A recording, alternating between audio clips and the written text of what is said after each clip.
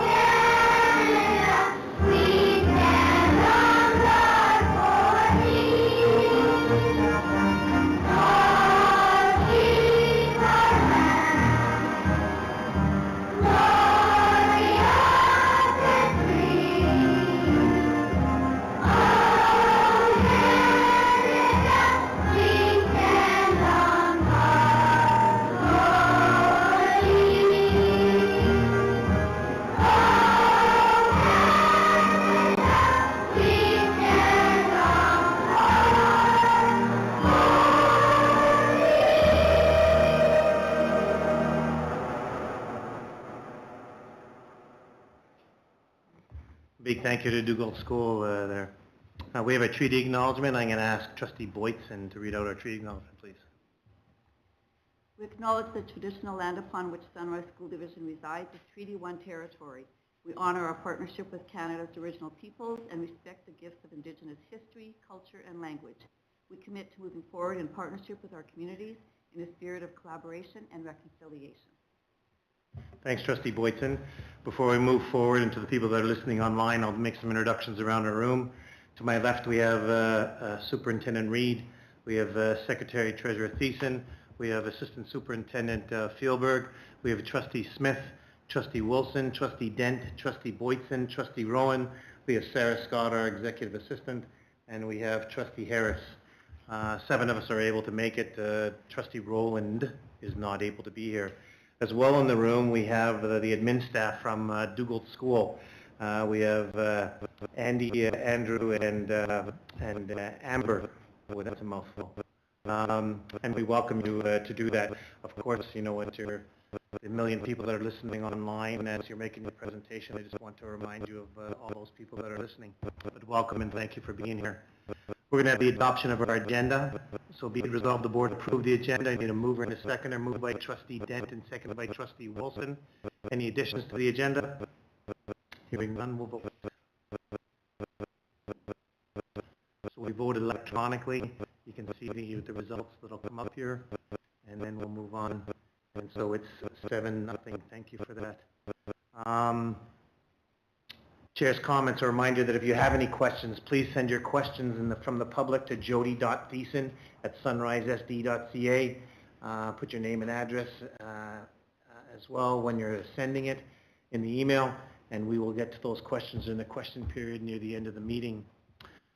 We open up to share a story, and I'm going to invite trustees to share a story. Anyone want to go? Trustee Boytson. So first of all, the next Nola Elementary School Parent Advisory Council meeting is February 9th at 6 o'clock. Also, thank you to the town of Lac Du Bonnet for hosting the Northeastern Municipal Forum yesterday.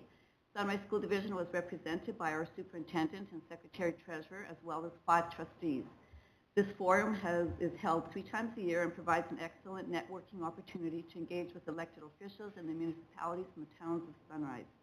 Thanks also to Trevor Reed and Jody Thiessen for gathering important information that Paul Magnan presented, highlighting our 2026-2027 budget financial landscape, as well as some historical funding shifts. The information was very much appreciated by those in attendance. We recognize the value of collaborative meetings with our community partners and welcome opportunities to work together. Thanks, Trustee Boytson. Anyone else? So, Mr. Reed, I just really want to comment. In most of our high schools, we've finished the first semester, and this is the start of the second semester.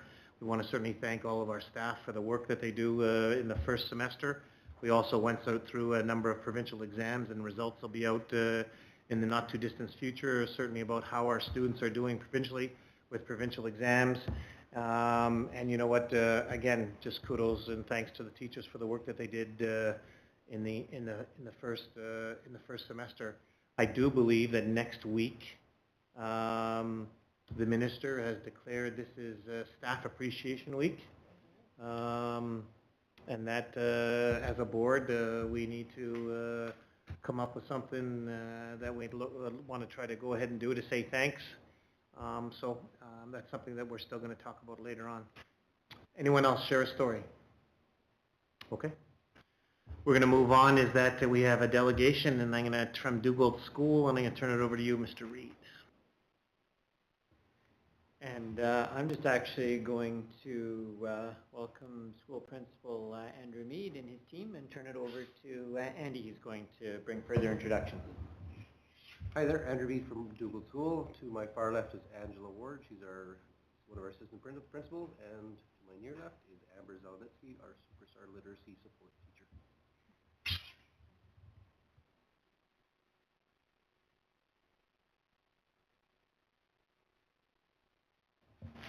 Thank you everyone for having us here tonight. So École Dugald School is a very diverse and dynamic learning community that functions like 4 schools in one. We serve both early years and middle year students and offer programming in both English and French immersion. Our school community includes approximately 490 students and 50 dedicated staff members who work collaboratively to support student learning, well-being, and success. This year, our school goal centers on literacy with a specific emphasis on writing development. By June of 2026, our hope is that 95% of grade 1 to 8 students at École Dugald School will demonstrate a basic 2 to very good 4 based on the provincial report card. Of those, at least 70% will achieve a 3 or 4 based on the report card. So what led to the creation of this goal? So over the past 2 years, École Dugald School has prioritized literacy as our central focus.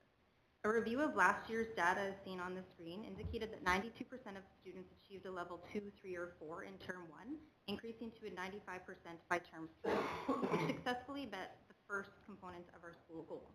The second component of the goal aimed for 70% of students to achieve a level 3 or 4 based on the Manitoba report card.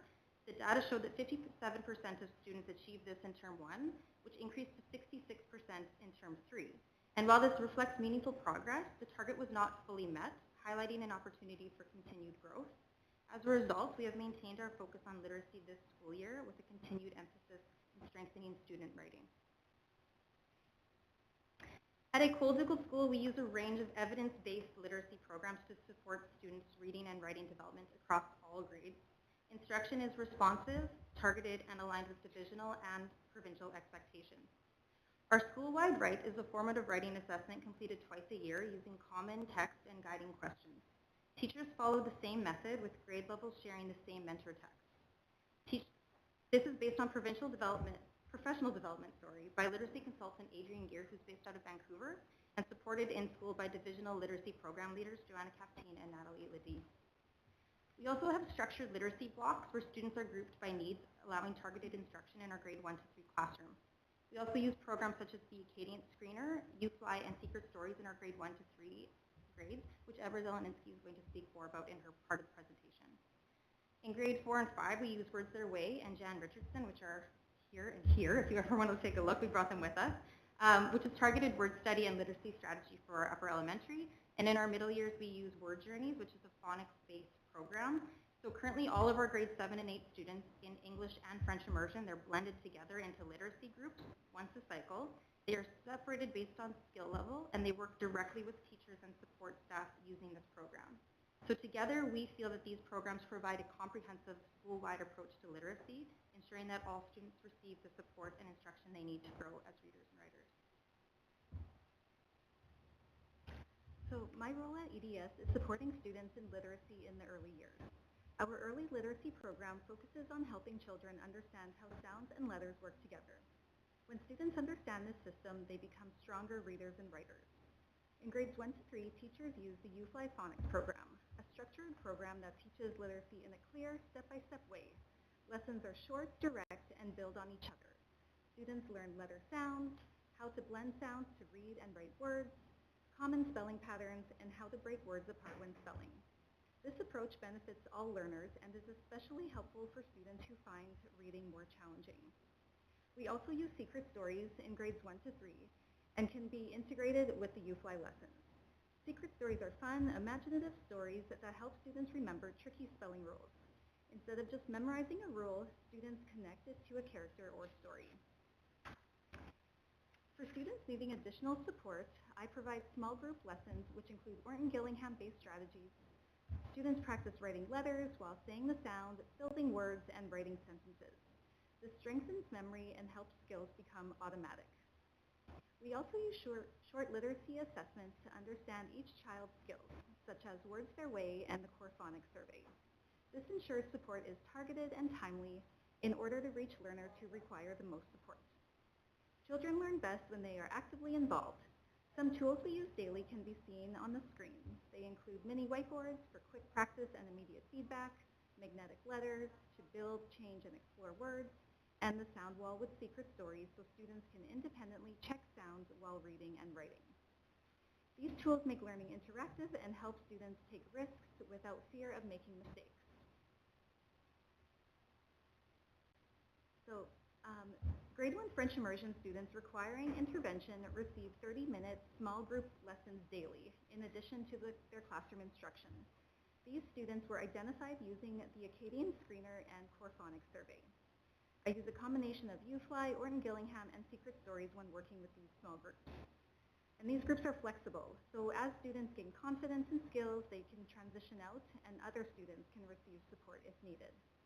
Writing is always included because we want students' writing skills to grow alongside their reading. In grades 2 and 3, support happens mainly inside the classroom through collaboration and co-teaching with teachers. I support each French immersion classroom daily for 30 minutes. I also work with students in the English program 3 times a cycle for phonics intervention in small groups using the UFly program. The classroom teacher and I lead students through literacy stations where students rotate through reading, writing, and word work tasks that target that small group instruction. Students continue using whiteboards, magnetic letters, and sentence dictation to strengthen spelling and writing skills connected directly to their reading and writing instruction. So this chart shows data collected from the Core Phonics survey completed on our grade 1 students who are receiving that extra targeted support. So between September and January of this school year, students improved in naming upper and lowercase letters, identifying consonant sounds, hearing and using vowel sounds, reading simple 3-sound words, and are beginning to read more complex patterns like blends with BL, ST, and digraphs like SH, CH, TH. So our early years literacy approach combines structured phonics, small group support, hands-on tools, and consistent classroom strategies. So these are the key building blocks that help students develop strong reading and writing foundations. Our school-wide write is a formative assessment conducted twice a year in the fall and in the spring. So teachers analyze student writing in their professional learning communities, considering observations, conversations, and writing samples to identify student strengths, areas for growth, and alignment with the Manitoba report card expectation. These results guide targeted support, instructional strategies, and professional development, ensuring that all students are developing as confident and skilled writers. These results also guide our school goal planning, where student writing samples are reviewed to inform school-wide priorities and next steps. So this is a grade 1 student writing sample from this year. On the left is the one in October. You can try to make it out. It's a little bit difficult. It's supposed to say, I went to a birthday party. Yeah, in January, it should say January 2026, so just in a few short months, look at the progress that the student has made. I went to my hockey game. It was fun because I scored. What tremendous growth that we're seeing in our early years. We are also seeing evidence of growth in our middle years students. In this example, a student's earlier writing sample from November showed limited sentence structure, frequent errors in basic words, and reliance on simple repetitive language to extend her writing. We find that they often do this to make it look like they're writing a lot, but there's not a lot of depth to their writing. 3 months later, her most recent writing sample on the right demonstrates significant growth in form, conventions, and style, reflecting the impact of targeted instruction and ongoing classroom support with the use of literacy programming. At École Dugald, our school-based professional development is intentionally designed to support our school goals. We run grade-level professional learning communities once a cycle for 40 minutes to collaborate on all school-focused goals. Because literacy is our main goal, we put an emphasis on literacy, but we still address numeracy and social-emotional learning with French immersion woven throughout. For literacy support, Natalie Ledee and Joanna Captain work with our kindergarten to grade 8 teachers in English and French immersion to develop common strategies for literacy instruction practices across the classrooms. They also meet with teachers during PLC groups or on PD release time. In addition, our talent development teacher, Cora Enns, works with groups of students throughout the year, combining French immersion and English students with a focus on literacy enrichment. We have targeted instruction, so teachers use classroom profiles and divisional writing progressions guided by the response to intervention model to identify students who require that additional support. And some of our PD highlights from the year were the Acadians training that our grade 1 to 3 teachers attended, as well as the school-wide rights, which was facilitated by Joanna Captain and Natalie Ledee, as well as the grade 3 to 8 writing PD that was just offered yesterday in the board office by Joanna Captain. This coordinated approach ensures that professional learning is directly aligned with school goals and informs classroom practices to support student growth. Our school-based decision-making funds at École Dugald are strategically used to support literacy, numeracy, and French immersion. Investments included dedicated literacy resources for targeted instruction, teacher PD release time to work collaboratively with program leaders and together, leveled French kits and supports for classrooms, 2 additional team leaders for our PLC and school goal implementation, refreshed classroom libraries, and a long-term investment we are looking at is technology pods in the classrooms. Through these investments, our school-based decision-making dollars directly enhance evidence-based practices and student learning in alignment with our school goals. And finally, the next steps in our school goal implementation will continue to focus on literacy with an Indigenous education lens and the development of our students' 6 global competencies, which are found on the outer circle of our Core 4 Plus up on the screen. We are looking to integrate Indigenous perspectives, stories, and voices into literacy instruction. This ensures that our students are engaged with culture, history, community knowledge.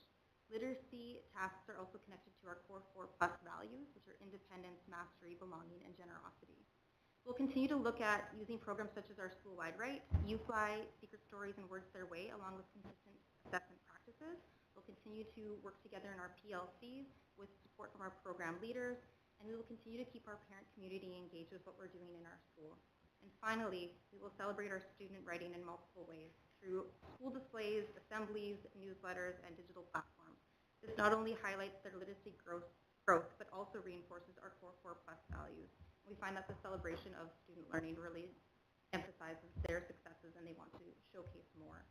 By intentionally aligning literacy instruction with our Core 4 Plus Indigenous perspectives and the 6 global competencies, we aim to develop students who are not only confident and skilled writers, but also socially responsible, creative, and reflective citizens who are prepared for life beyond school. Thank you so much for listening. Any questions? Yeah, thanks. You can breathe now, you know what, guys, you did a great job. Thank you very much. Actually, I just wrote something down and shared it with Trevor. It's impressive. Was the evidence that you're showing to us with regard to how your students are doing. You know what, because we always ask ourselves or I ask people, is what you're doing working? And you're demonstrating that to us here. Anyone else, any questions from anybody here? Mr. Harris.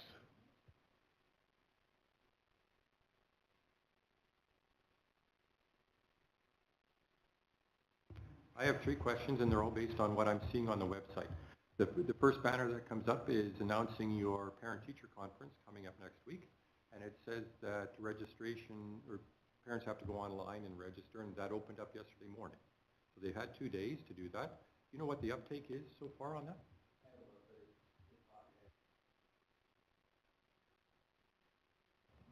It's busy right from the get-go. We have parents phoning at 8:50, why isn't it open yet? Because we and open at 9. So there's lots of interest early, and I haven't looked at data directly today or yesterday, but I'm quite confident most teachers are probably already full. Thank you. The second is the esports. That was popular a number of years ago. Is it like getting crazy popular?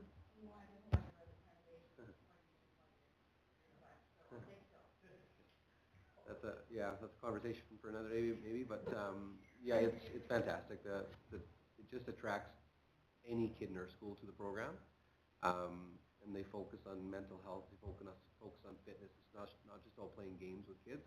It's a real social event, and kids love it and staff love it. And we actually had a principal from the city come in on last week to talk to our people who like Nathan Colmoon and talk to him about the program because he wants to run something as good as ours, and he says we're a long way away from that. So it's provincial. He's a provincial leader in our province for the esports. Thanks. And the third one, it's been just over 2 months now where you had the Welcome to Tuba Town, and where everything went viral with the grade 6 band. Is that still a hit everywhere? We're up to 2.9 million views. It keeps on going, so we'll be up over 3 million views probably. My guess by the end of the month. Thank you. Trustee Smith. My question was the renovation of the MPR. It says that there's a attachment on, like a drawing attached, but we don't have the attached drawing. So I was wondering what that was. It seems like quite a big change that you're wanting to do there. Potentially, it's a bit of a dream right now. Like classroom space will be something that we'll have to consider in Douglas at some point, because right now our esports lab is taking up a classroom. The esports space, sort of the MPR right now is a bit of it's a traditional MPR. It is multi-purpose. It has everything in it all over the place. And it's sort of the first phase that I'd like to do, just put up some walls to create some storage space, just to clean it up, make it a little safer. And then more plans down the road potentially for making a sort of a multi-use space for maker space, esports, a computer lab, and just a place for all of our kids in school, all of our staff in school. For sure, 100%. Yeah. Thank you. Anyone else? Trustee Dent.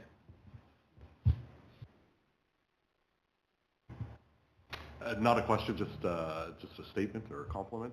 I just want to applaud you both for always being so approachable. I pop by the school quite regularly, as you know, and you're always open to my questions. And also, kudos to the staff at the school. Some of the feedback that I get from our Sunrise kids that go to CPET, and we were just talking about it earlier tonight, is that they're really well equipped when they hit high school grades. So thank you very much for your work and dedication with those students to get them prepared for high school. So thanks. Thanks again for your presentation. It was great. I have a question as far as your goal and students with specific learning disabilities. So I'm curious to know if, I assume you're seeing progress with those students as well. Are you expecting that they will be a part of that 95%? And can you explain a little bit how maybe you're assisting some of those students? So even right now, I was speaking with, or previously was speaking with a grade 1 teacher, and there's like students with those exceptional learning disabilities.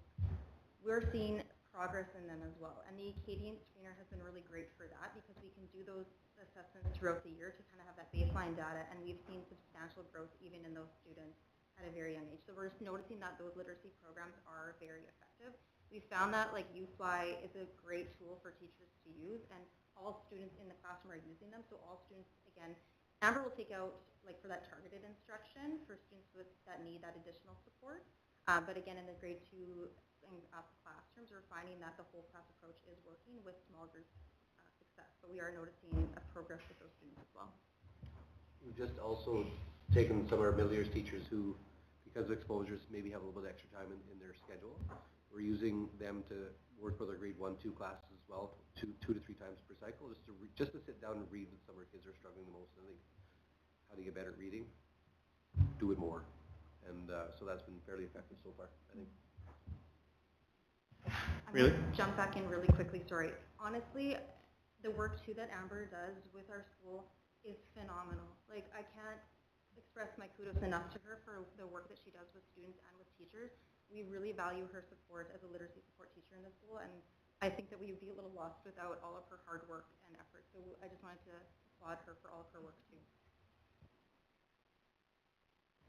I will say, so when we did make the switch from instead of having reading recovery to literacy support, it did give me the chance to work with more students. And that I think has made a huge difference. So rather than, for the grade 1 students, rather than working with only one student for 30 minutes, I'm now able to work with 3 or 4 students from that class for 30 minutes. So we are being able to work with so many more students now, which is what we want, because we know the earlier the better, there's more success for those struggling students. It's a real tier 1 support. Like she has a space in the school, and I can never find her because she's always in classrooms working with the entire class. So it's not just picking off the tier 2 or tier 3 students. It's for every kid in our school that she's supporting, and if not kids in the older grades, she's definitely supporting the teachers. So it's pretty important. Amber, thanks for answering that, because our board is always wondering, and we hear from Trevor with regard to when we've gone from reading recovery to literacy support, what the differences have been, and you shared that information with us. So thank you for that. I do want to ask you a question. You said that in your French immersion class in grade 1, you pull out a small group of students. How many students would you pull out? Yes, so we have 3 French immersion classes, grade 1 classes. So each one, 2 of the classes I'm taking 4 students out at a time, and the other French immersion class I'm taking 3 students. And again, we use the Acadian screener, we use the core phonics survey. In one of the classes, I did mention that we're flexible, so some in October, I believe, there were 2 students that made so much progress in just 1 month that the classroom teacher was like, okay, these students don't need the support anymore, can you take these 2 students now? So having those conversations with the classroom teachers is really nice. So again, with going back to reading recovery, I no longer have to keep those students for the 20 weeks. We can transition in and out, and it's very smooth and flexible. Thank you. Angela, this question might be for you, but if I were to come into your school when a PLC is going on, what would and I joined your meeting, what would I see and hear, and who's there? So our PLCs are separated in grade level groups. So we have a grade 1 to 3 group, a 4-5 group, and then a 6 to 8 group. They're blended with French immersion and English teachers, and our team leaders run the PLC. So we have a dedicated team leader for each grade level grouping.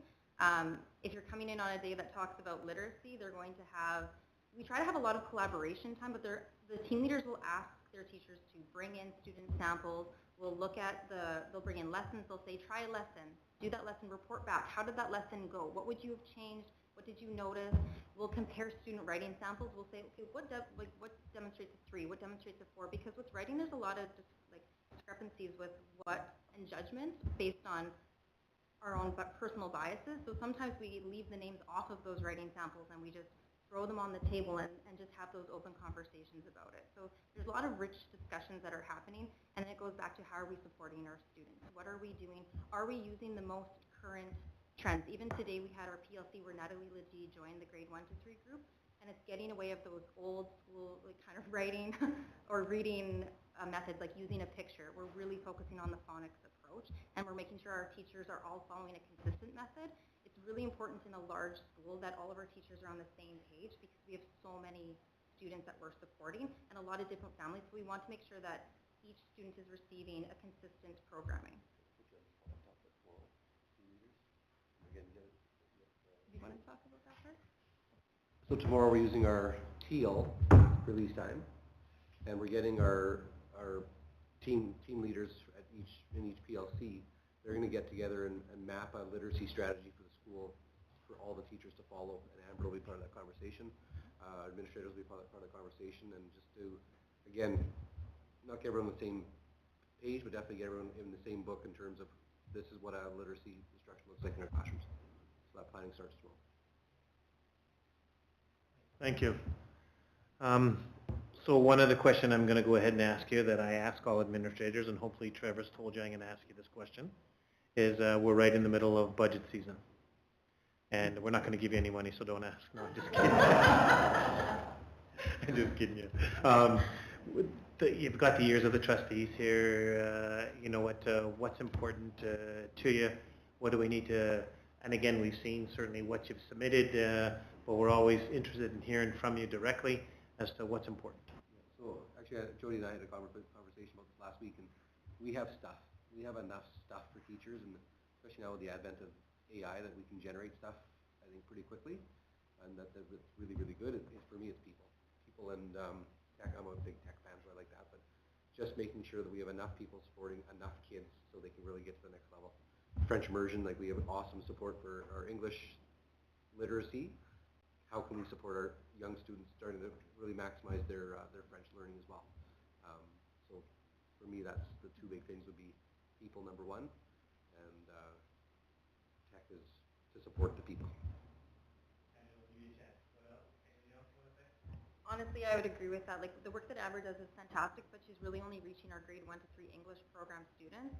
So my question is always, well, what are we doing to support our French immersion students, and how are we supporting the upper elementary and our middle year students in those French sounds and English? So those support teachers are very crucial, I feel like, to those literacy skills. Thank you for that. Anyone else want to ask?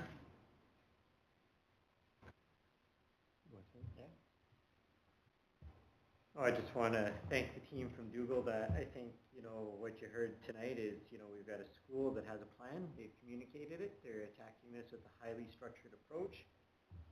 They're using evidence-based tools. They're accessing divisional supports to support their initiatives.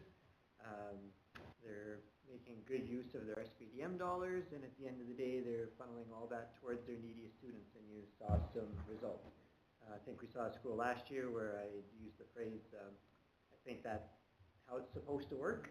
I think this is another example of how it's supposed to work. And so, yeah. And I'm going to be honest, is that we had a presentation from SEI, and now the presentation from you guys, and you know what, those have been two excellent presentations, and certainly about talking about what Trevor just said. I think a plan of action and evidence as to how your plan's working. Thank you. Nice work. Very good. We want to thank you certainly on behalf of our board for coming. You know what, we get to see you every once in a while, but thanks for coming out and presenting to us. Normally I say you have to stay, but it's not great outside, so you better get out of here. So thanks very much. We appreciate it. Yeah. We are going to move on with this presentation. So we have the minutes from our January 20th meeting. Be it resolved that the board adopt the January 20th meeting. I need a mover and a seconder. Moved by trustee Rowan, seconded by trustee Boytson. Any questions to that? Hearing none, we'll vote.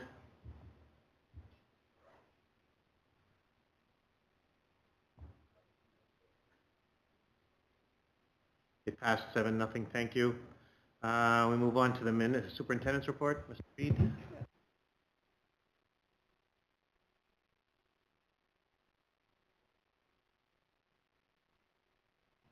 a few things to share. Of course, February is I Love to Read Month, and so we're out the gate on I Love to Read Month. Lots of stuff going on in our school. I think I've been asked to come read in 4 schools, so for all of our principals that are watching and listening to the meeting tonight, I still have a few holes in my calendar if you'd like to get the superintendent out to read to your students, and so looking forward to that. February is also being declared by the Minister of Education Inclusive Education Month in Manitoba. And so for nothing, it's just a great to all of our teachers, our administrators, our student support teachers, our clinicians, our educational assistants, everyone that works with our students, just making our schools welcoming and inviting place where all of our students belong. And so thank you to all of our staff. January 28th was our first SELT meeting of the new year. Highlights of the day are there. So we covered a variety of topics led by other leaders across our school division, not just our central office staff. So it's always nice to hear some different voices at our SELT meetings. As well, January brought several professional development opportunities, for divisional staff here at SEC where they gathered, so I've included those topics for your information.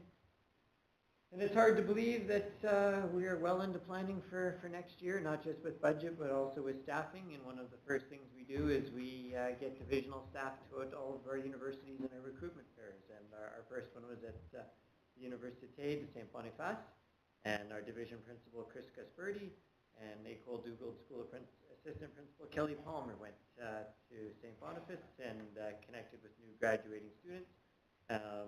We'll be at U of M and U of W later this month, as well as Brandon. And so in our hopes to get as many new graduating teachers interested in Sunrise.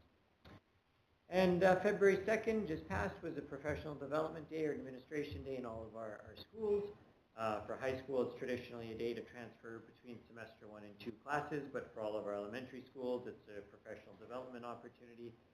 Lots of different things going on in schools across the division, but I thought I would highlight 3 divisional initiatives that occurred.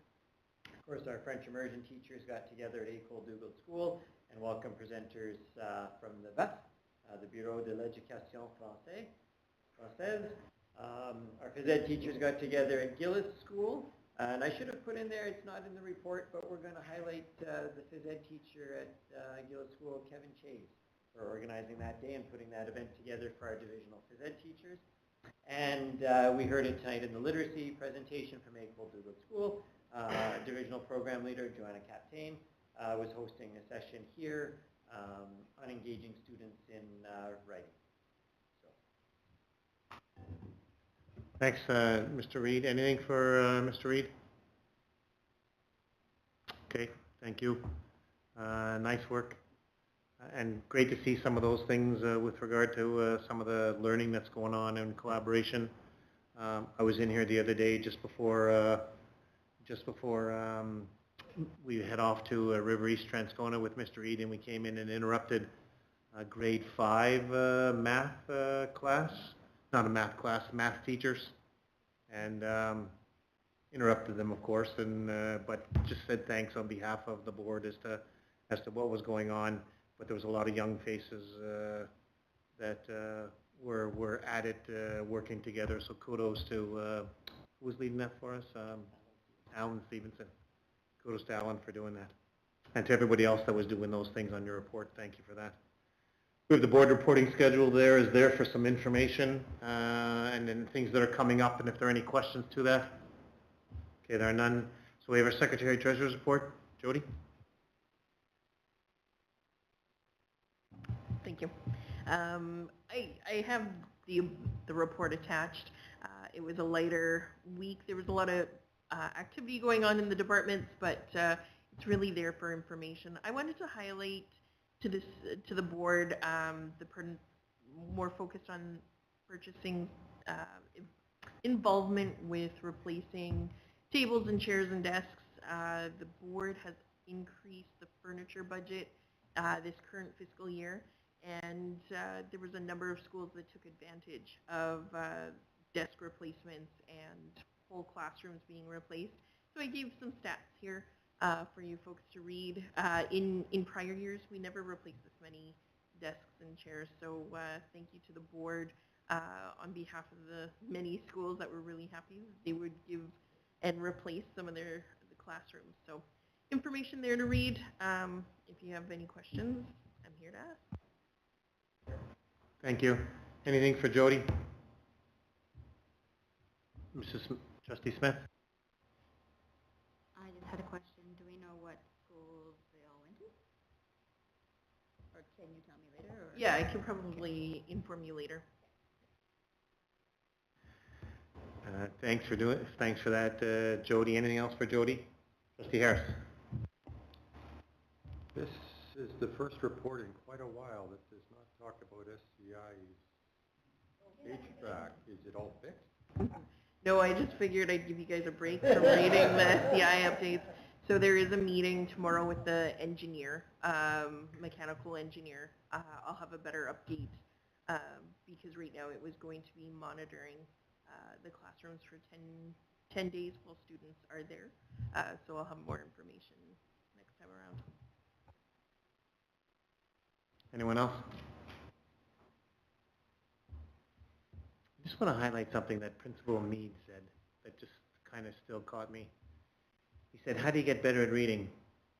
Do it more. Very interesting, eh? How do you get better at reading? Have kids read more and more and more. Interesting. Anyways, it was just in my head. Thank you for that, Jody. Appreciate it. Board business. So 8.1 is a monthly enrollment. It's there for information. Any comments about monthly enrollment from anyone?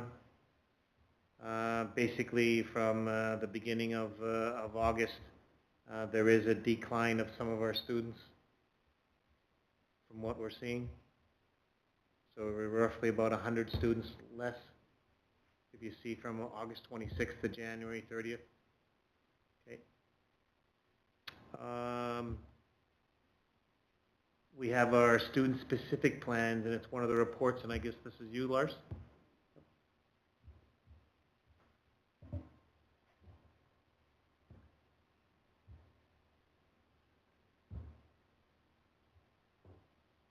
There it is. This is also a familiar format in the past. There's an overview. I'll probably zip through this stuff fairly quickly, even though it's public. Most of you have seen this before. So if there's questions during this stuff as I zip through, feel free to ask or save them to the end. But basically, we're just going to look at, like, why do we have plans? What are they? What's the result of who gets the plans? Some data on what plans exist, and how that impacts on decisions about supports in schools.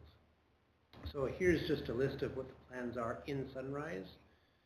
All of these would be considered student-specific plans, and the names underneath the umbrella would be all terms that are in Sunrise. Other school divisions may have different terms. Very briefly, the reason that any student-specific plans would exist are based on right from the Charter of Human Rights right down to the Public Schools Act, which identifies that if kids aren't doing well according to the learning outcomes of that grade, after teachers and parents have collaborated together and they're still not doing well, we are required to provide specialized assessments through our clinicians, and those would give direction for plans, either recommendations for how to teach differently with adaptations, or that the students qualify for modified or individualized programming. So it all funnels down right from the Charter of Human Rights, right down to the Public Schools Act and into our schools. So generally speaking, we're going to start with adapted education plans. So who gets those? It's very muddy waters for schools to differentiate what is just good general teaching practice, which would be considered universal design or differentiated instruction. It's very difficult most of the times to differentiate when there's a required plan to say what a student specifically needs.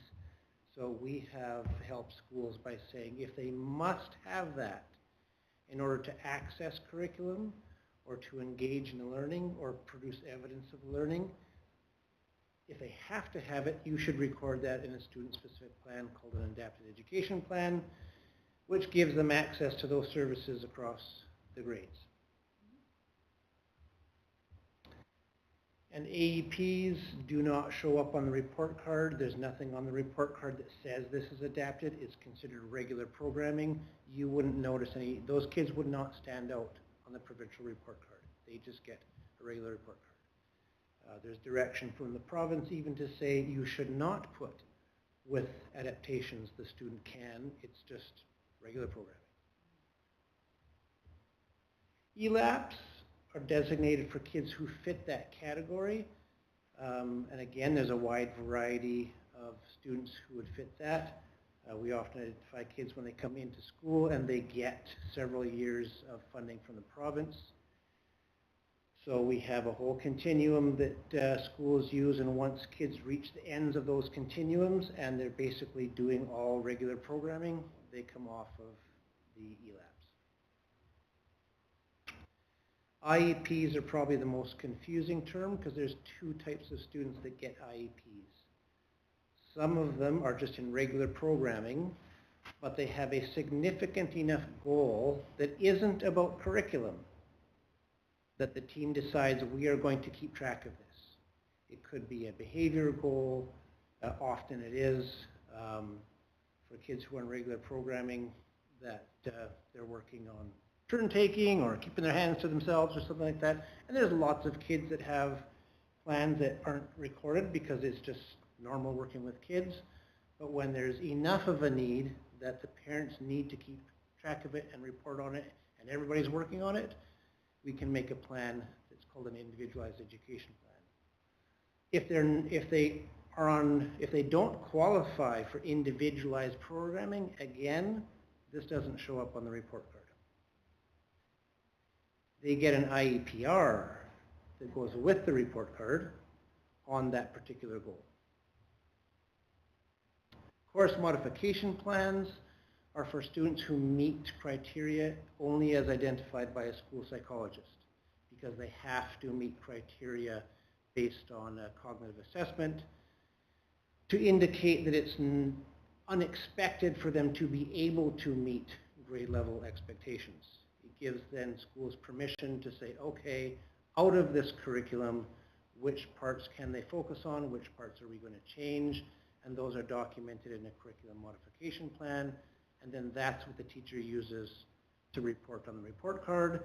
These kids would stand out on the report card because in earlier middle years, it's designated IEP is checked off, meaning there's a different goal. Again, the use of the word IEP is quite confusing.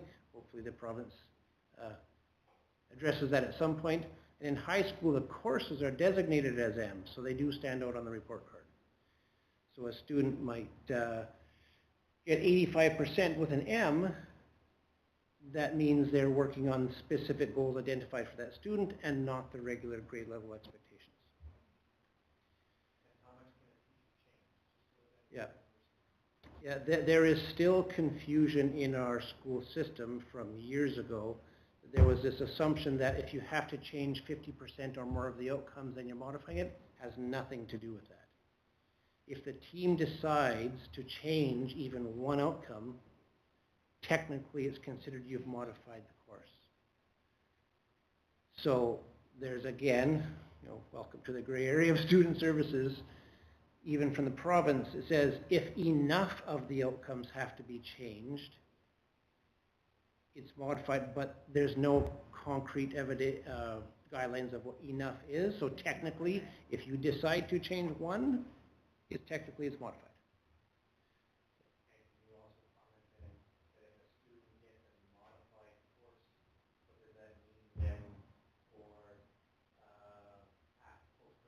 It does restrict their access to postgraduate programming. There might be a situation that's rare that there's very few courses modified, and if none of those are required, they might get into something, but it would have significant implications of getting into university or colleges because it's a modified transcript.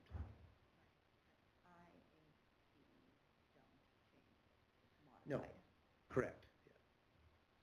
So the last use of the word IEP, so the IEP that you're talking about, it's like, hey, they had a goal for behavior, has nothing to do with their transcript. Individualized programming is for students that have a significant cognitive disability and their programming is not related to curriculum. They might be in a class, but they're working on life skills goals, transition goals, functional literacy. These are completely individualized plans that are not part of curriculum. And these students, they get a report card, but they're not registered in classes. They get the report card with attendance and that sort of thing, and they get an IEPR attached reporting on their individualized goals. So if a kid has an individual plan, and for example, they do the same work, but they're given extra time to do the work, and maybe they do 80% of the questions, would that be on the report card and change their job future abilities? That would be an adaptation. It's regular reporting. Yeah, so if a teacher has an assessment. I need all the kids to do 20 of these math questions, but some student is like, look, you write slower, you have to do 10 of them. They're still showing that they can do the skill. They get reported on in a regular way. Okay, so that's not modified. No. That's- Modified would be, I'm not giving you those questions for these outcomes, I'm giving you these ones for different outcomes. So the data, we have 625 AEPs, including draft ones not signed, there's 625 AEPs in our system. There's 271 of them that are signed. Unless it's signed, it's not an actual plan. It's an idea, someone's proposing it, they're thinking about it, so there's 271 signed, which is about 6% of the population. The vast majority of adaptations are in the categories at the bottom there. You're going to see a theme throughout here with the data that we have this abundance of plans, but actual signed ones are much less. We're addressing that at the next CELT meeting, and I've already met with the student services. So you need to clean some of this up because there probably are a bunch of AEPs that are signed. They haven't checked them off in Clever to say that they're signed. There probably are quite a few more of this that are actually signed. There's probably a whole bunch more that are actually like, oh, that's an old one and we don't have it. So that theme of all these plans, but this many signed is going to be repeated, yes. Lars, when you talk about how many we have signed versus how many are draft, at what point are parents brought into that process where staff are talking about looking at an AEP for a student? Can you give a little bit of insight into what that process looks like? Yeah, the student-specific planning process, regardless of the type of the plan, the parents would be brought in very early. They ought to be, it would be no surprise, because they should have been talking to the teacher about, you know, it looks like your kid's struggling with this or this or this. Have you tried this? Have you tried that? Have we done this? And then we talk to the resource teacher, and yeah, we've tried this, we tried this. Then we get to, well, then maybe we need an AEP. So it would not, like no parent should be handed an AEP and say, hey, what's this? We weren't talking about it. And the same thing would go for all of the plans. It would start with the teacher and the student, then the parent, then the in-school team, then outside resources to make a plan. So then in theory, all 625 of these AEPs, the parents should be aware of their existence? No. Lots of student services staff might be making a draft plan thinking that they might be talking to a parent, so they make a student profile. They're just thinking ahead of time, so that there is no way that there's 625 potential actual AEPs. It's more than 271, but it's not 625. There are lots of these that are just going to get deleted from the system because the teachers, oh yeah, I was thinking about that, but we're not doing it. Yeah. So over the years, the two smaller charts on the left are from December of 23 and 24 respectively. This is 25. They don't look dramatically different. I don't see any major patterns here that mean anything. It changes from a little bit from year to year. Generally, there is always a little more AEPs in grade 9. Then they drop off. There could be a number of reasons for those. That's just a picture of the data. IEPs, again, 113 students identified on the student profile that they have goals outside of the curriculum. There are 23 students on the student profile that says they meet criteria for individualized programming, so there ought to be 238 IEPs. There's 100 of them signed. Again, they're working on clarifying the accuracy of that data. And at the earlier grades, it's not likely kids would have IEPs. So there might be a lot of things happening for kids in the early years, but they're not going to get an IEP in grade 1 or 2. They're probably trying a whole bunch of things before that. So that chart just shows the number of IEPs at the grade level and the number of ones that are actually signed.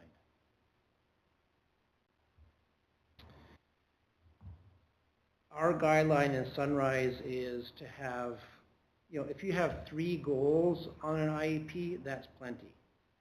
We have had in the past, 6, 7, 8 goals and found that no one is reporting on that.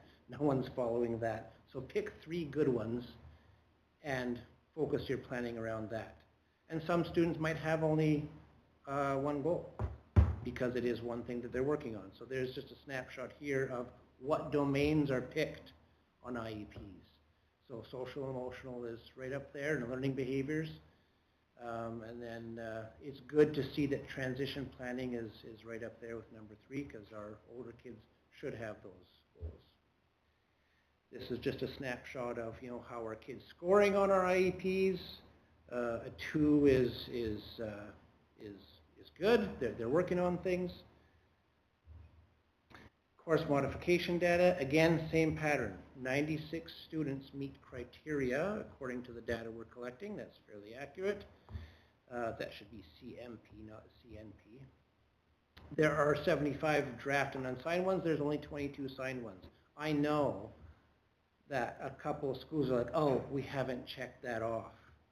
So there'll be some schools here that show, holy smokes, they got a whole bunch of CMPs, but none of them are signed. It's like, our bad, we didn't check those off. So I'm going to check this again. I only usually do this once or twice a year. I might do it last reporting period. I expect these things to be much more accurate in the second reporting period. And there would be more kids that meet criteria for modifications that don't have modifications, because we choose not to unless we have to. Some students meet criteria but can still meet course outcomes. A little bit about educational assistant decisions, because that's the time of the year, starting to meet with schools about what the kids are. So we have 164 in the budget. 5 have traditionally been used for SLP programming, and we keep 5 as a buffer. So there's 154 remaining to dole out to schools. And there's some terminology of L3 and L2 there. L3 would be historically represented with requiring full-time support, and L2 is half-time support. So we meet with the schools, and our first priority are the students that would have met these old criteria of funding categories. Not going to read them all off here. Here they are, but that's the first priority.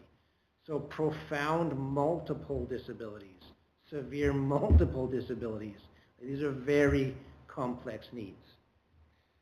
Second priority, after all of those are met, would be students who are modified and have additional behavior challenges and that sort of thing, because kids who are modified never got support from the province. We're choosing to support many of those kids. So we look at first those kids who meet that criteria and have additional challenges. And then there's some kids with some complex medical needs that don't fit neatly into a category, or they're transitioning between schools. We look at those kids. And that's just an additional descriptor of the priority 2 needs there. So schools will give lists of kids that have needs, and it's like they have ADHD. It's like that doesn't even make it into the discussion generally. Those are your average kids in school. These are the descriptors. It's tiny print. It's just showing here that these are given to the schools about, these are the kids we're talking about with the first priority needs. Here's the descriptors. Do they meet this category? And that's what schools use to give me feedback. And then the plans that I talked about, just because kids have plans does not entitle the students to support. That's kids who are in individualized programming, yes, that 100% equates with they're going to need some extra support. But just because they have an AEP or an IEP with goals outside the curriculum does not necessarily equate with support. So we can't look at the plans at a school and say you get this much support. They don't match. And that's that. Zim, bing, bang, boom. Thanks, Lars. So to help even further this, so maybe we're hearing that a child has ADD or ADHD, and he's in a classroom. So what would be then so the school team would meet with the school teacher, classroom teacher, and the classroom teacher then would talk about differentiation. So what would some of the things then, can you explain to the group a little bit about what are some of the things that, and it's good teaching, that a teacher would go ahead in a situation like that? You're right, that falls mostly into good teaching. So is the kid engaged? Are they doing things that they're interested in? And are they doing things that's in their proximal zone of learning? So the literacy stuff we're doing is you can't give a student stuff to read. They're not going to learn to read well unless they're mostly successful.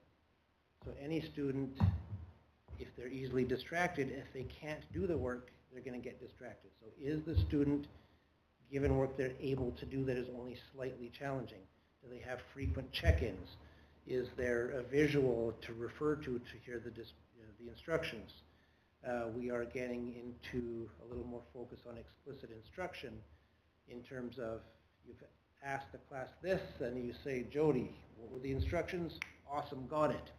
Alicia, what were these? Like this frequent callbacks and frequent engagement to give the kids actually less time to be distracted. So keeping the pace of the lesson going. Are they doing what they can do? Movement breaks, allowing kids to, move around in the class. I can remember being in kindergarten and my legs just kind of going crazy, right? So move around a little bit. And that's, our clinicians would consult with schools about that.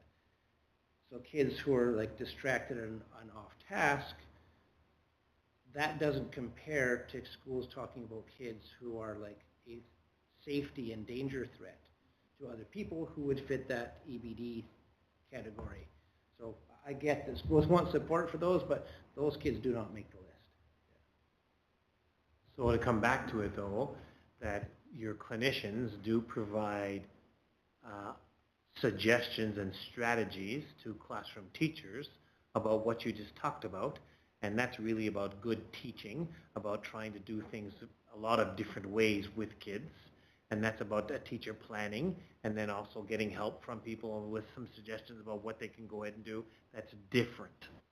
But those kids aren't really getting any, there's not getting an EA isn't coming in to take them and to teach them. They're in the classroom and they're doing that. Okay. Anything else? Anything for Lars? Sorry, Alicia? Thank you. I can tell you what I did with my son, because he was having issues. I called the principal and I set up a meeting, and then we contacted a resource teacher, and we set up a meeting with my son, and then we had a whole team meeting at the school to find out what my son needed for resources. And they figured everything out, what my son needed, and it was basically a big team meeting. And now he's in high school, so he has a spare that he does for homework, and he meets with the resource teacher, and they just keep tabs on all his homework, and they all work together as a team at the school. But I called the school, met with the principal, met with the resource teacher, and we all worked it out. So that's just, yeah. Thank you for sharing. Anyone else? Any other comments you want to make, Lars? I was going to put some information in here. I've been talking about gathering information on clinical services and they're open to and priority lists. I don't have enough to add into here, and it was kind of late to add it in, but I am working on that and hope to provide some of that after I meet with schools. You should be asking for that, and I'm going to be happy to provide that in a month or so. Please follow up with that once you have it. Anyone else? Okay, thanks, Lars. Nice work for sharing. Literacy intervention, is that you? Okay. Just an update in terms of where we're at with literacy intervention. This would be, of course, replacing reading recovery. We heard a little bit about that tonight in our board presentation from Maple Douglas School.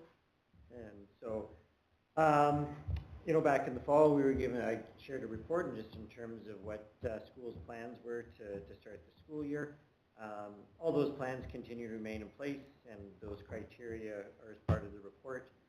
Division principals continue to check in with schools just to make sure that there's attention and rigor towards the focus on literacy support. This is a newer report, and the timing of it should probably change a little bit just because I can say that there's no new data to kind of report at this time, right? And so should probably do a little bit better job of making a recommendation next year to when to line up this report so we can collect some data. That should be closer to the end of term 2. In the interim, you know, I can just, you know, affirm, and, you know, you heard it tonight from the report, the things that are going on with literacy support just in terms of individual student growth, the number of students at schools are able to, you know, meet the need of kids flowing in and out at more fluid times. You know, they don't all have to spend 20 weeks in a program. They're moving in and out. And that's just a reflection of the fact that schools are doing really good work monitoring the needs of their students and just trying to, you know, give them what they need and then get them back into regular classroom instruction and who needs support next. And so we also heard tonight, Amber Zeleninsky tell us about, you know, transitioning from being a reading recovery teacher to the literacy support teacher. And it just kind of highlights the overall investment that the division has made in those. Just this year, the literacy intervention teachers, our former reading recovery teachers, and other teachers that schools would want to send that also have a literacy support role. You know, I've been in the division office here 3 times getting training on some more evidence-based practices, and so I just thought I would include those dates and the investment that our school division is making in those teachers. So. Thank you. Any questions for Trevor? Yep. Not a question, just a comment. I think almost every time that we hear anything talking, or schools coming in and talking about literacy, it's a lot of the same names. So obviously our leaders are out there and they're doing their job, and you can tell that they're very much appreciated with all the help that they provide to our teachers. You know, the Joannas and the Natalies, like, their names come up all the time. So, like, kudos to them for the work that they do, like, across the whole division. Yeah, that is a very good catch, and thanks for sharing that. It just really, since we've started down this path as a school division a couple years ago, it's been a goal right from senior admin right down through the division to try and have as consistent and simple message across all of our schools that everyone can kind of follow and gravitate to. So for our leaders that are actually out in schools, going from school to school, like our program leaders are, they're responsible for carrying forward that consistent message, and clearly it's getting through, so yeah. Anyone else, questions? So Trevor, this is really good, and so from the presentation that we saw, and her lady's name was Amber Zeleninsky, it sounds like, and the demonstration from the data, so our 2 administrators are here, she's showing off some data as to where it's going. So I'm real excited about literacy intervention, how it's going. My question is this going across the division?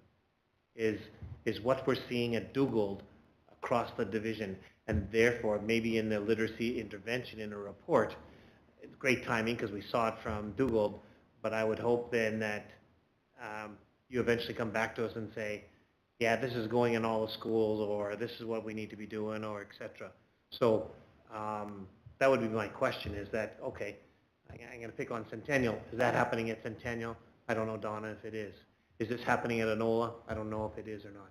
But it would be great for us to know those kind of things. But it was really good to hear. Fair enough?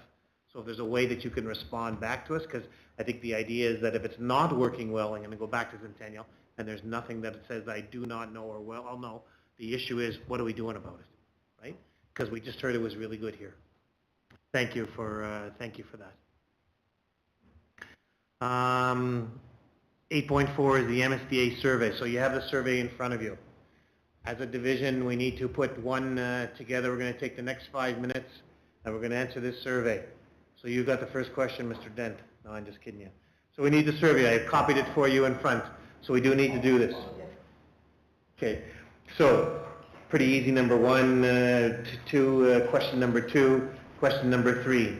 How overall satisfied you are with the services and support that MASBA provides to your school board? How do we want to rank it?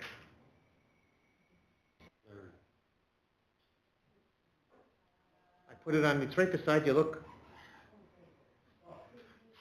Wow, holy macro. Ouvrez tes yeux. Yeah.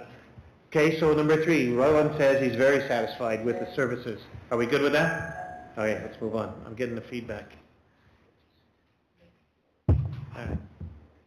The above perspectives are important to us. What constructive feedback or comments can you provide to help better understand the overall reading?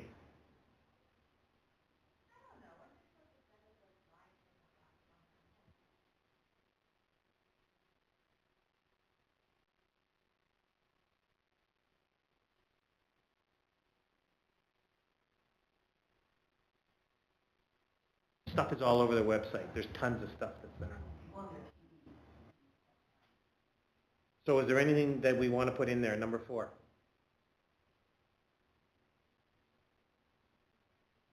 Okay. Have slides. This thing? So you got this thing already. Which presentations? From MSBA? This is about MSBA. This is really about us.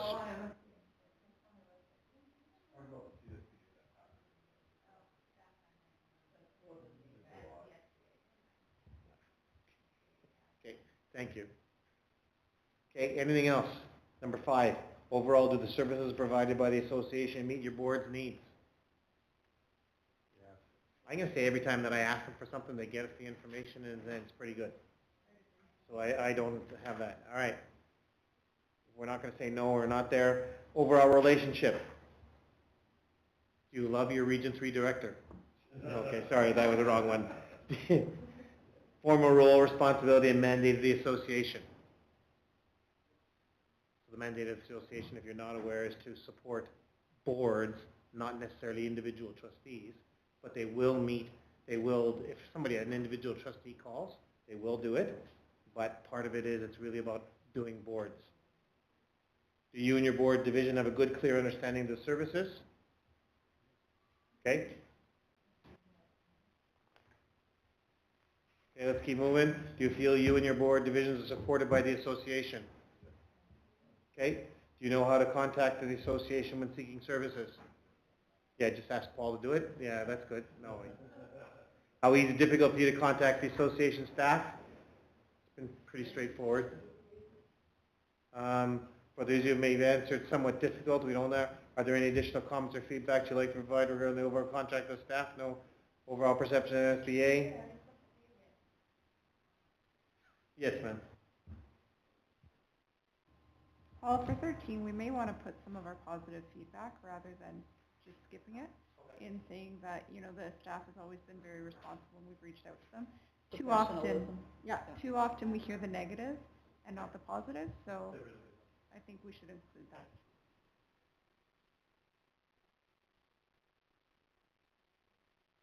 For specific roles, so like certainly they've come and assisted us with some hiring practices and that kind of thing in the past, so we've really appreciated that time, and so they'll send one designate from MSBA. Keep moving along. Do they communicate well with our school board? Do you like the communication that's going on? So there's lots of communication that comes from them, whether we actually read it, you know, you read it or not or whatever. They are encouraging us that on our board agenda that we have an MSBA thing there all the time, you know, for it. Number 16, MSBA practices open communication and shares freely with our school board and division. Okay. Sent to direction and purpose informed by a well-defined strategic plan. We've never gone over their strategic plan individually, but you've seen it. Yeah. Okay. MSBA listens to our needs as a school board and division.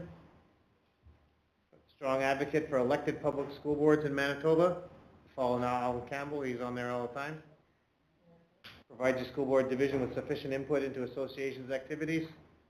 So we're good with that? All right. So I will add some positive stuff that you're suggesting, and we'll go from there. Thank you for that. Okay. 8.5 is questions to the Minister of Education. So on at the MSBA in March, the board chairs and it could be designated as well if you can. If I couldn't make it, is that can go ahead and we submit questions and the Minister Tracy Schmidt would come and answer those questions. Give it to her ahead of time so she knows. Is there anything specific that we would like to ask? Go ahead, Melissa. One of the things that we have been struggling with as far as the province is concerned is daycare capital costs. So it might be worthwhile to ask them about the responsibility there and where that lies.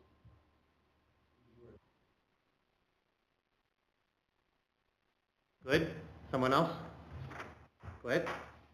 I was going to say the same thing too about the daycares, but I also I know there's been some talk about some school divisions and I think some of the counselors in Winnipeg specifically about our playgrounds and about new construction and old construction and maybe some discussion there because some of our playgrounds are getting pretty dilapidated and we don't have the money there to fix them. I think they have to start doing some funding there because our kids do need playgrounds. So, as part of education, as part of phys ed programs, I think they need to start putting some money there. Okay. Anyone? Yeah, Donna?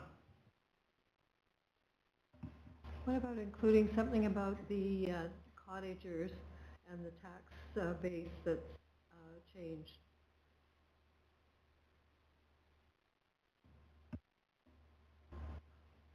Okay, we can do that. Anyone else? Robin? They asked us recently to check on the security of all our schools and access points and so on. We have a couple of sites, several sites that have huts outside that I've heard from one school is not as secure as it could be because students have to go out of one door, walk a distance, get in another door, and in the cold weather, that's problematic. I think any school in the province needs additional classroom space. It should be a permanent attachment to the school, not a hut. So I'm not sure are you making a statement or a question? Because I don't know what I'm asking. I would like to have permanent additions. Can you give us permanent additions to schools when enrollment capacities dictate the need for that?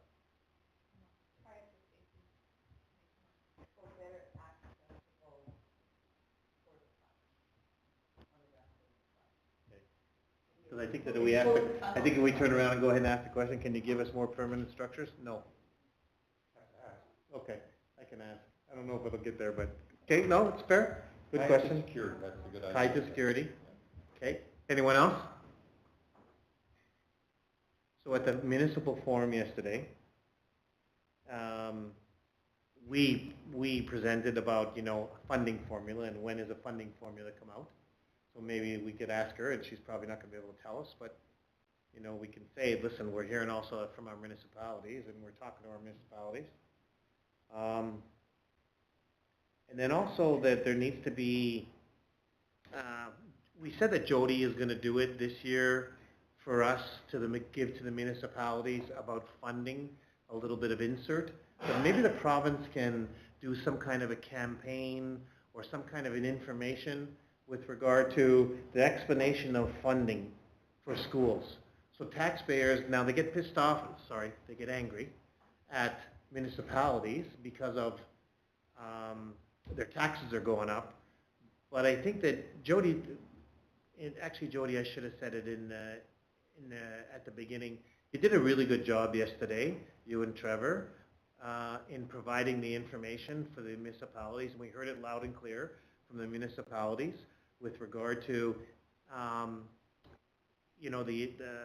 being transparent about what funding used to look like, what funding now the province, when they say they're giving it, what we really actually get, what we're really tied to with regard to costs that are going on. I think that the province needs to come out with some kind of an explanation that way. Are we okay with trying to ask that kind of a question? Okay. Anyone else? Yep. Well, you referred to the funding model, and by the time you have your meeting with them, we will have our budgets passed. So perhaps you could advocate for getting our funding information in a more timely manner. Yeah, great point. I think that probably that's, it's interesting that they want you to make a decision, and you meet, they don't give you all the information to make a decision, and then you're kind of rushed to make a decision. That's been a history, right? As to, and you want to be rushed on making an $89 million decision? Okay, we can do that. It puts a lot of strain on our board to have to make a decision in a short amount of time. Okay, are we good with this? One more, go ahead. No, not one more, just that you mentioned about the information that we provided to them, and there was a couple trustees here that weren't at the meeting yesterday and didn't see that, so I was just wondering if maybe, Joe, you could share that to Alicia and Dustin, and maybe, Diane, just let them know that that was handed out to our RMs, because it was really good information. Good information, but they weren't there, they have to pay for it, so I just wanted to... No, it was really, Jody did a really good job, guys, and it was well recognized by the municipalities as well about the information that we shared, so good. Okay, so that's done certainly with questions for the minister. Again, we'll submit them. We might not get all of them asked or answered by the minister. We'll submit them to MSBA and see where we get to.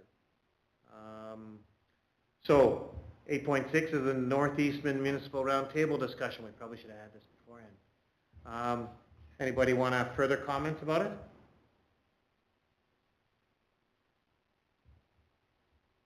Go ahead, Rob. I think we've heard in 2 years ago, like 2, 3, 4 years ago, not years ago, that the relationship between the municipalities and the division was maybe not as amicable as it is today. And it was interesting yesterday that a couple of them asked or suggested that the school division get on a board. I forget exactly what the board was, but they're actually reaching out to us now and looking to us for information. And the report that was given out, and mine's for sale, by the way, to either the two. They're all auctioned off. That's what we got given out from them yesterday, if they have to pay for it. I think they appreciated that kind of a document, everyone. So. I'm glad you brought that up, because we did volunteer Trustee Dent to sit on that committee, so thanks for going ahead and doing that. What they did was they want us to sit on one of their committees, and it's with regard to advocating. They have a committee that does the writing for the Northeast Bend region to government. They talked to us about, hey, would we be interested in doing it?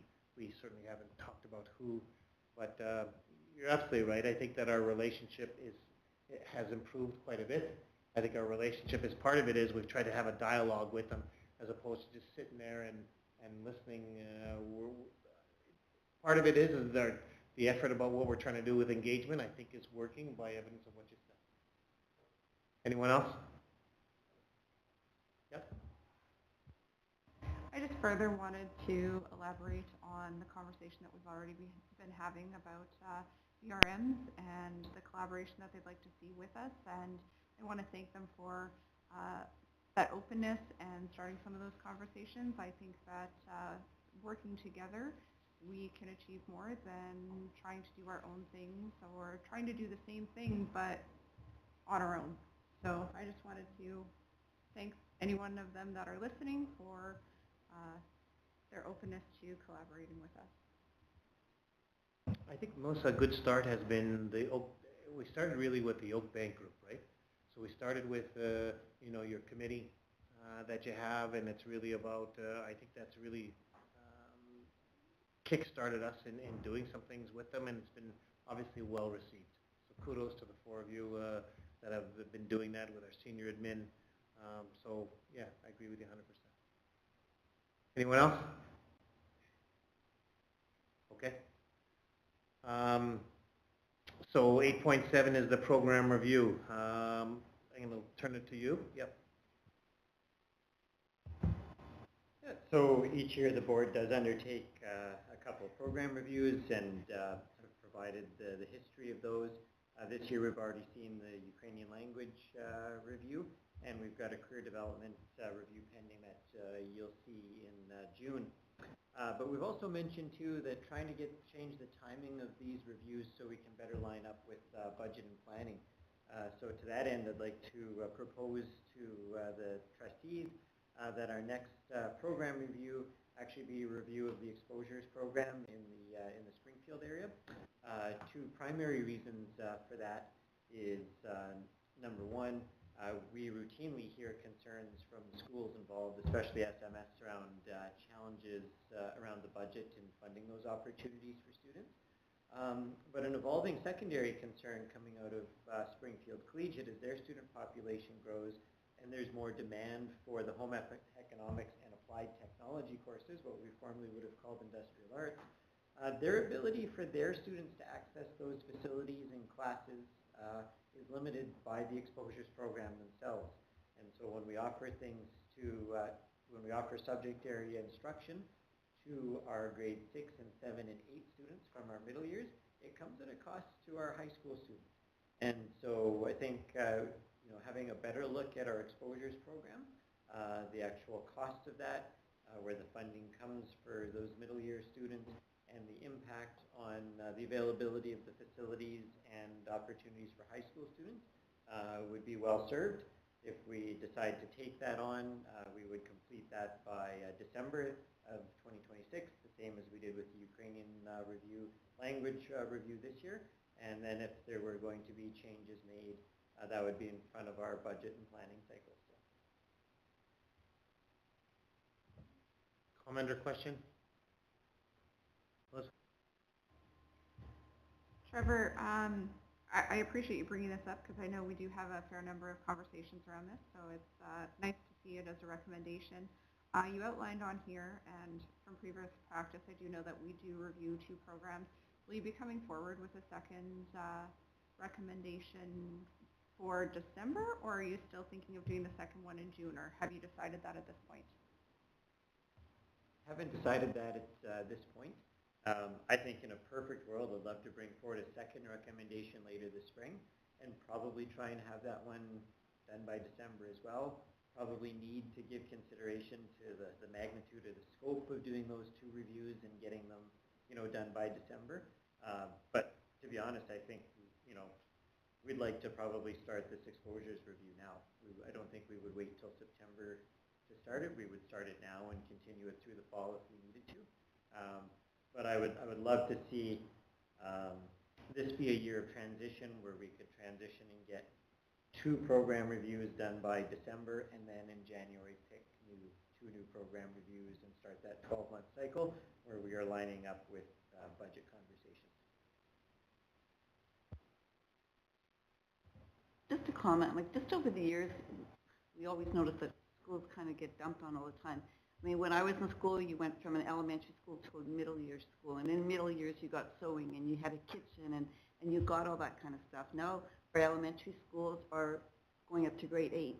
They weren't built to go up to grade 8. They were built to go up to grade 6, so that you went on to middle years and had those other exposures. So now, you know, our schools are looking different. They don't have the opportunities that our schools had in our day because our government just doesn't put the money into them anymore. And you always have to accommodate. Well, our middle years is too full, so cram them more into elementary.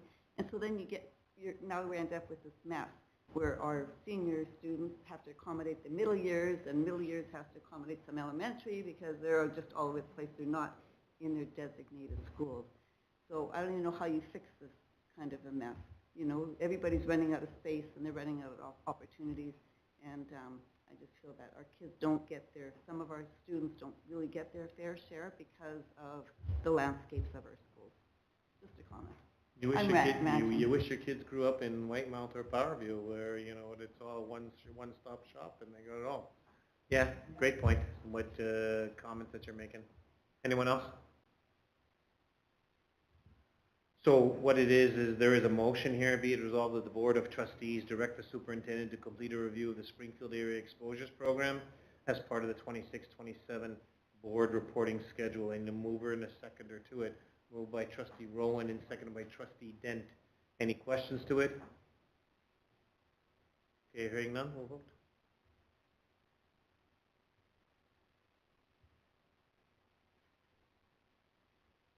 And it passed 7-0. Thank you for that. Just a reminder that we have one of our favorite presentations coming up next. Is it bus purchases? Oh no, it's not on there. Sorry, I thought it was bus purchases. I was reading the check mark on the wrong one. There we go. Okay. Thank you for going ahead and doing that. You have substitute. That's you, Mr. Reed.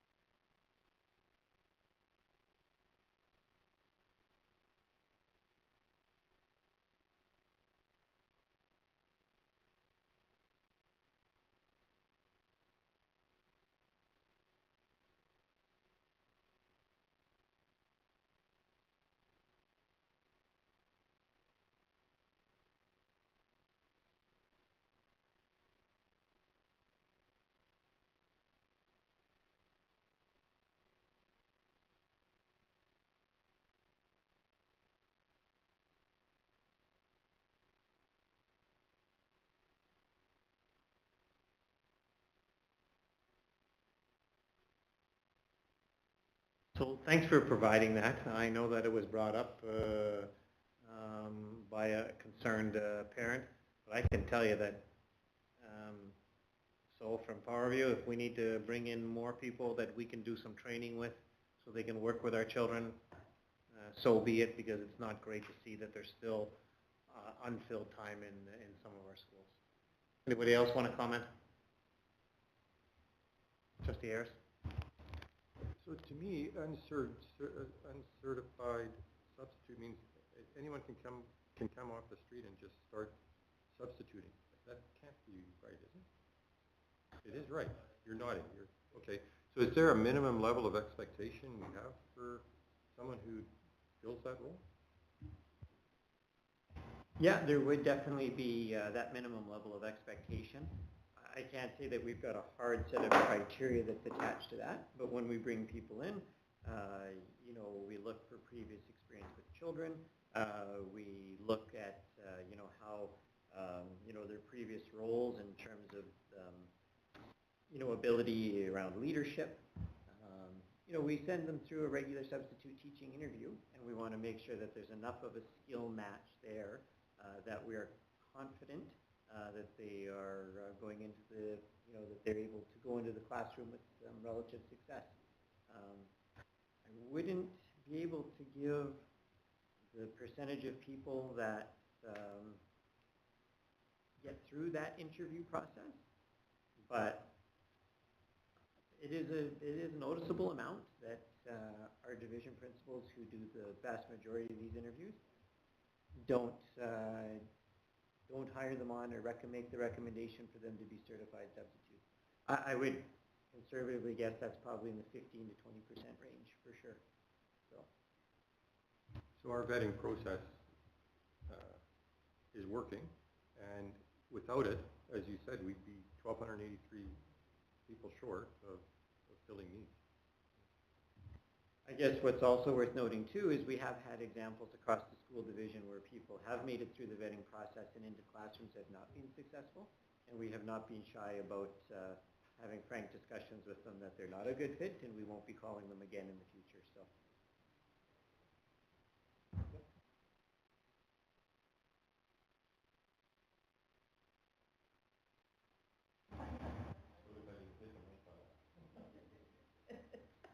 Trevor, some of our parents that may hear about this information, whether they're watching this online or they hear about it through the grapevine, may have questions about uncertified teachers teaching in the classroom. Can you give an idea of what that looks like? Because I know our teachers provide a sub-plan, like these uncertified teachers aren't just going in there and picking something to teach for the day.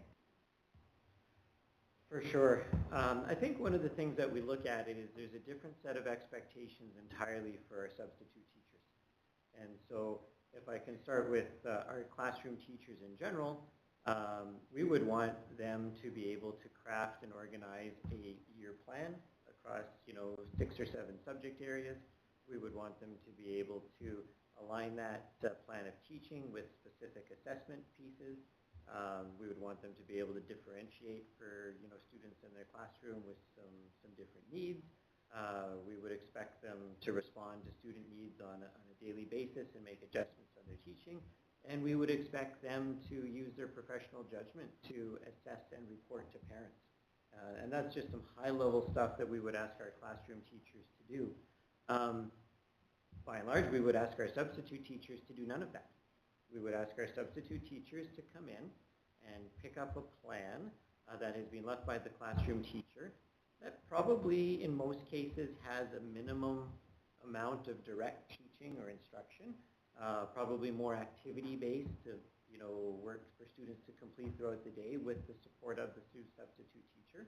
And by and large, I would say that the biggest responsibility for a substitute teacher would be able to manage the classroom, keep kids safe, request help when needed from a teacher across the hallway, or use the intercom system to get help from a building administrator.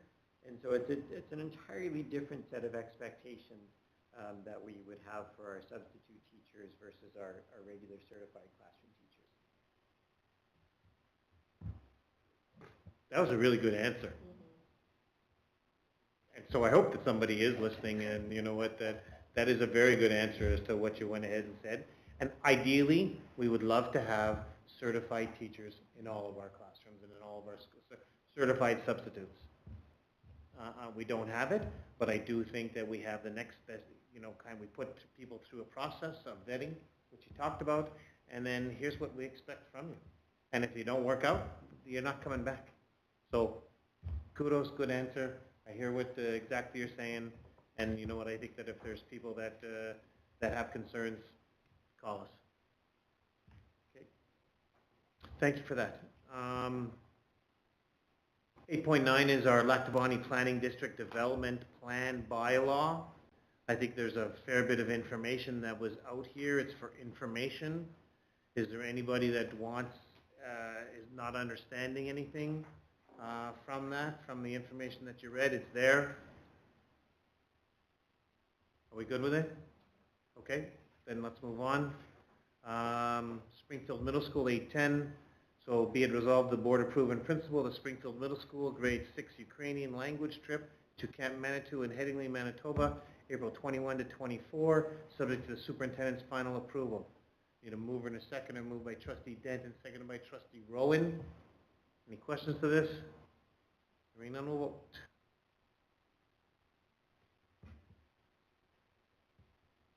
Thanks, Sarah. And it passed 7-0, thank you.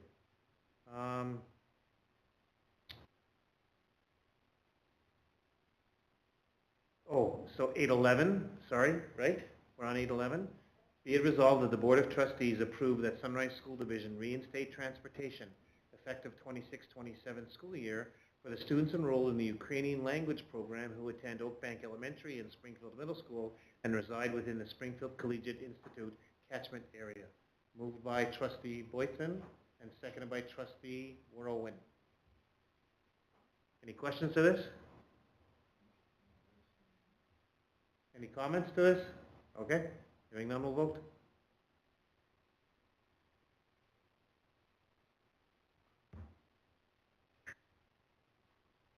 And it passed 7-0. Thank you for doing that. Yep, go ahead.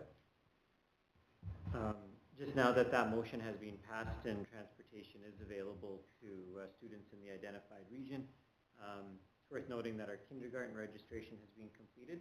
So we will double back to the schools that receive those kindergarten registrations and make sure we communicate with parents that this is now available, just in case that chooses their language program offering for September of 2026.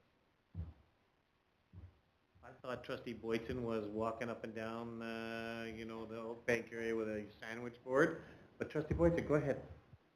Will you also be inquiring with the grade 1s? Because I think grade 1 could still enter into grade 2 without, you may have some kids that might, now that they know that transportation will be provided, might be interested in joining the program. Any further comments from anyone? Okay. We are talking about hiring. Looking for a hiring committee from Human Resources. I think that there were 3 trustees that said that they were interested. I think trustee Boyton, trustee Dent, and trustee Smith. So you know what, how about if we put down, be it those 3 names, and that if one of you cannot make it, I'll serve as an alternative. But we don't need to have, you guys can go ahead and do it. So we have 3 of you as to what it is. So how about if we be it resolved that the board approve trustee Boyton, trustee Dent, trustee Smith, and trustee Magna as an alternative to be part of the Human Resources Director Hiring Committee. We need a mover and a seconder. Moved by trustee Rowan, seconded by trustee Wilson. Any questions to that? Okay, hearing none, we'll vote.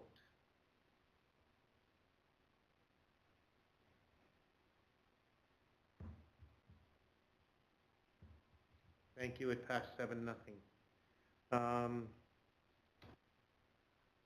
MSBA board ballots. So I got a letter, Jody and I got a letter from MSBA about the upcoming convention and that we just need to have someone sign for ballots. I did ask trustee Boyton if she would like to do it again, unless we want to go ahead and look for someone else. But I do need a motion because it does need to go out of here, and we do need an alternative. An alternate. So is it okay if we, trustee Boyton, do it for us?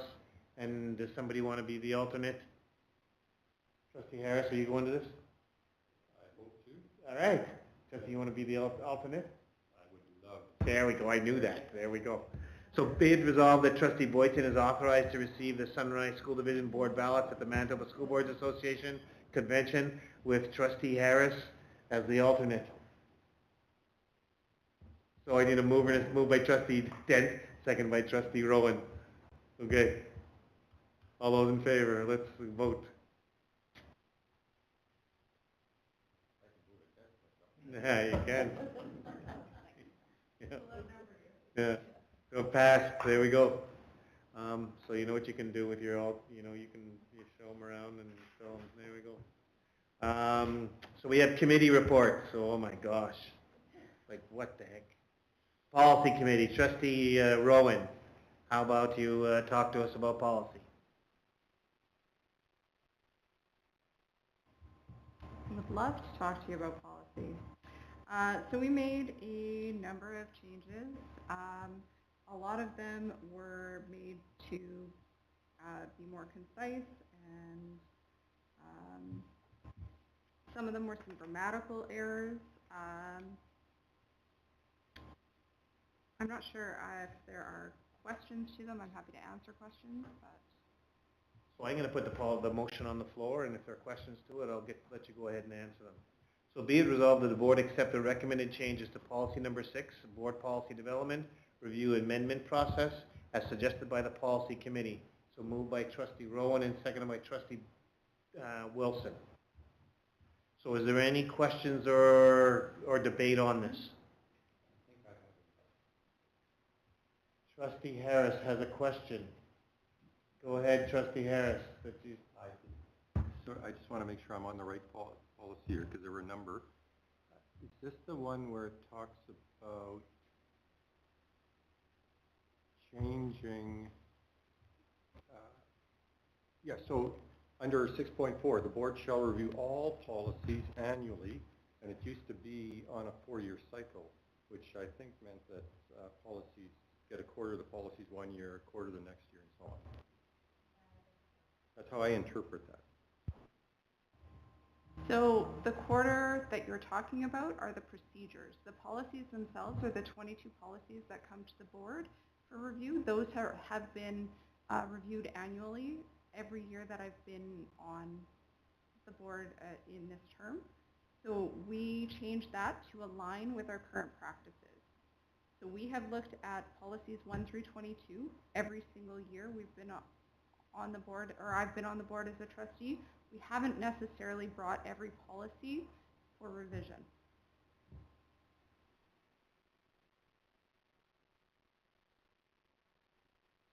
Yeah, so I was chair of policy for a year or two. And I sat on policy for a year or two. So we actually reviewed every policy every year when I was on. All 22. We were busy then. I hope you're busy now. Thank you. Okay. Anyone else? That's a good one. Okay, hearing none. Good answer. Thanks very much, trustee Rowan, for that. Hearing none, we'll vote.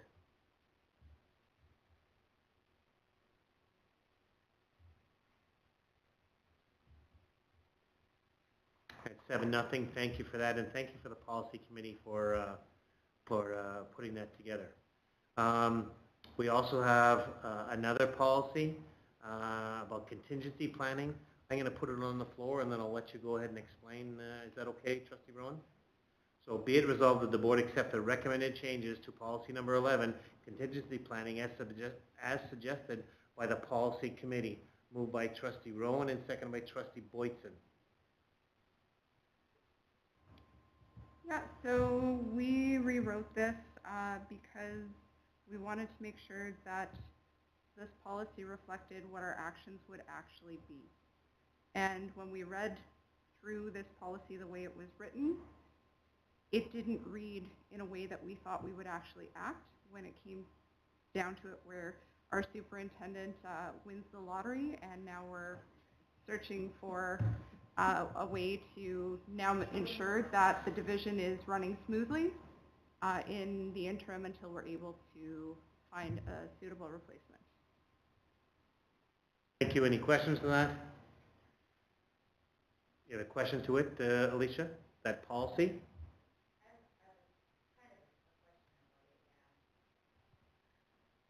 We don't break down any of the steps, so is there going to be steps somewhere else? It just says make sure it's done.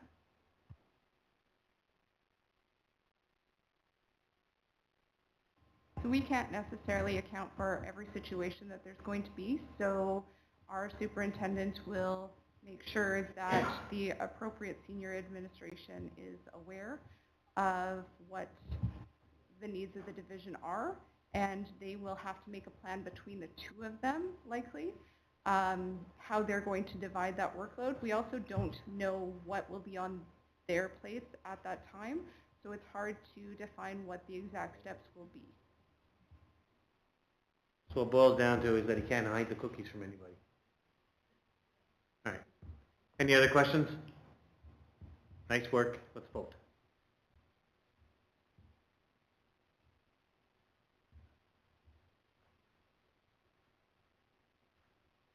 It passed 7-0. Thank you. Policy number, 8.18 is policy 15, community engagement.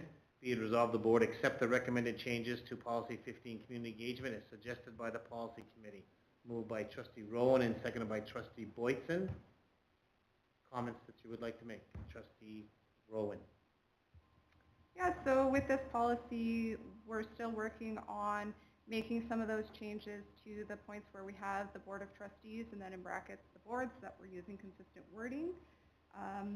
Additionally, we amended the phrases 15.3, 15.4, and 15.5 to remove any redundancies.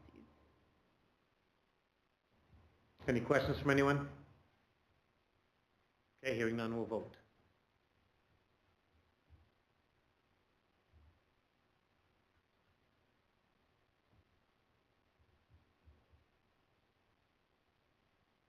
And it passed 7-0. Thank you for that.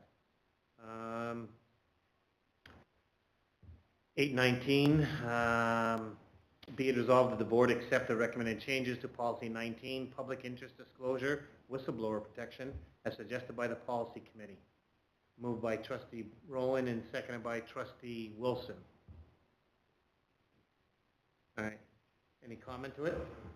So again, for this one, we were looking at streamlining this by adding the Board of Trustees and the board in there. We also added an alternate to the designated officer in case there were concerns related to the designated officer. And then we removed some redundant wording, and additionally we also added the Manitoba Ombudsman link to the bottom of this policy, just so that there's a quick reference for anybody that may be looking at contacting them. Thank you. Any questions to this? Okay, hearing none, we'll vote.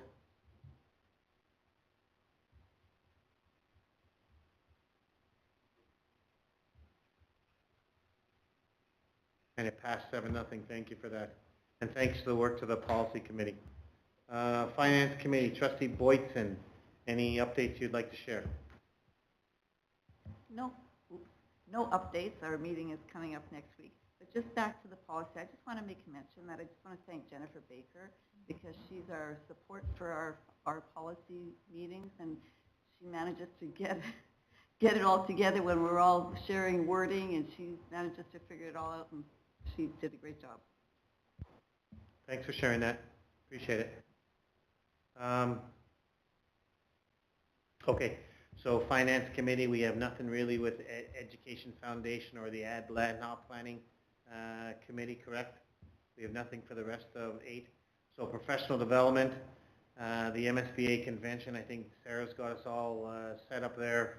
We've got the Capsule Conference that's happening. We've got CSBA that people are attending. Divisional Financial Summary Report, we do not have one. We have correspondence that's there for your information.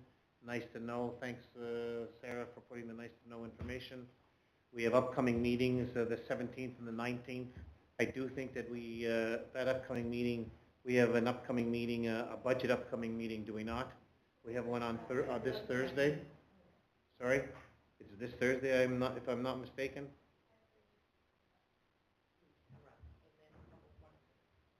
Okay, at 5:30, thanks for that. We have our public budget presentation on the 19th.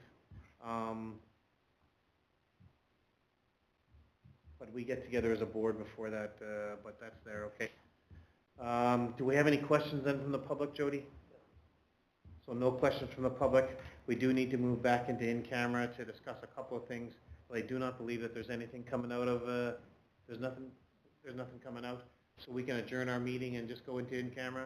So our meeting's adjourned at 8:59. Would have been a little bit sooner had we started a little bit earlier, but that's okay. All right. Thank you very much for listening.